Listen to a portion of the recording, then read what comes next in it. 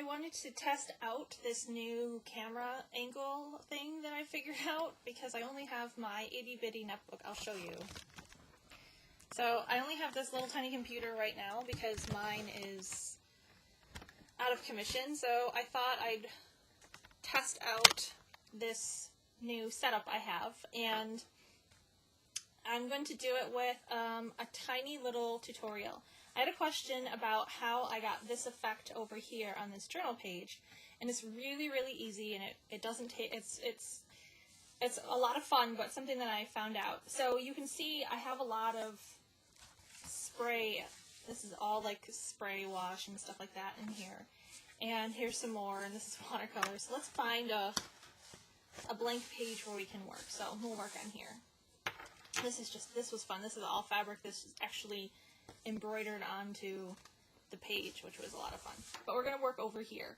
So what you need is basically you need some Adirondack spray color wash and a stencil. And the reason you need the color wash is because it doesn't have a binder in it. So you could spray this today and come back to it in like a week and get it wet, and what happens is it reactivates. Let's see. So you can see like this, it's kind of like blurry over here. This is actually me painting with water on here, and it just kind of turns into like this watercolor effect, which is really, really cool. Let's see if I use it a lot on my paintings, which is a lot of fun. This is the color wash, and I used it to color in the dots. They're all purples. So let's get back to the page where I'm going to work, and I'm going to use a stencil, and I'm going to use this one because this is one of my favorites. And this is actually just a stencil from Hobby Lobby. It costs like $3.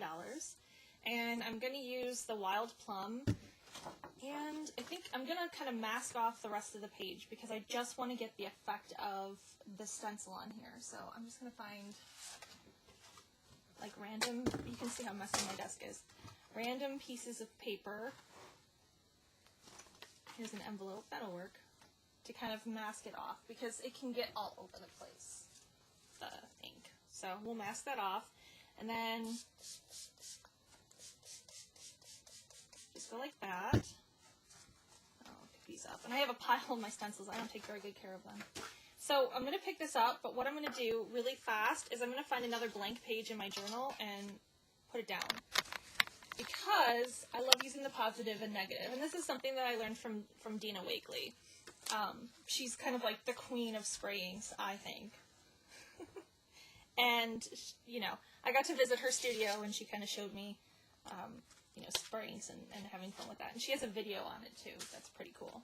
So I just kind of do this, and then I blot it.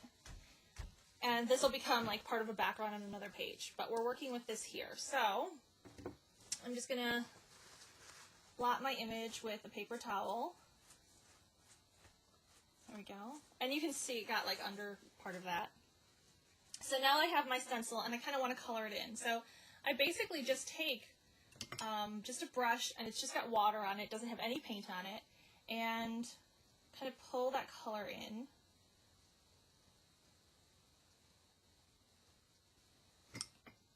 And I don't blot my brush because I want that watercolor effect.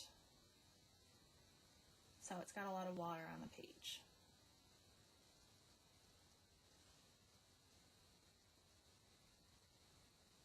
Just do that.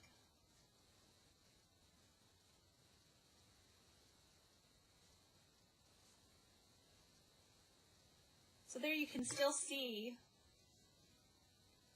the original picture, the original stencil, as it were, but it's colored in, and I'm just going to blot it again, because this way, once you blot it again, you really can see the stencil, but it's got this, like, since you didn't pull from the edge so much, it's still really kind of apparent.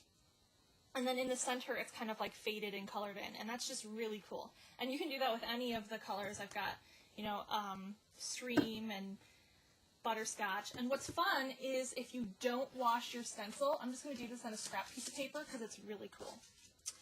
But if you don't wash your stencil, like here's the purple one that I just used, and it's still got purple on it. So I'm going to put that face down on my page. And I'm just going to show you an example of, I just did some butterscotch on there really fast. But what happens is the colors kind of mix together from what was left on the stencil to the color you did. So it actually comes out darker, which is cool. So yeah, I never wash these things. So again, I'm going to take this and I'm going to go the same page I did before, throw it down, do that, put it, and then of course my hand gets all full of ink. But that will become a background, and since, like I said, you can go like a week or whatever, however long, once you get it wet again, it kind of turns into like a watercolor almost. And that's what I did on this page, was you can see the stencil here and just kind of watercolored it. So this is watercolors plus the Adirondack ink. But that's basically all you have to do. You just spray your stencil and kind of color it in. So you want to look for stencils that have images like that you can color in, opposed to stencils that are more mask-like. So that's how you do it, and it's a fun effect, and you can keep repeating it or, you know, add others. I have other inks here. I have Glimmer Mist. You can see how much I've used that one. I have, this is Lindy Stamp Gang, her Starbursts, and then I have, you know, the daubers, and these have binders in them, so then you can kind of like go around, and it'll actually pick up the purple. See how it kind of picks that up?